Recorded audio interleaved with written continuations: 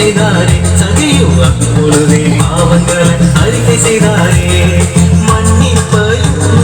ரட்சிப்பையும் தேவ மன்னிப்பையும்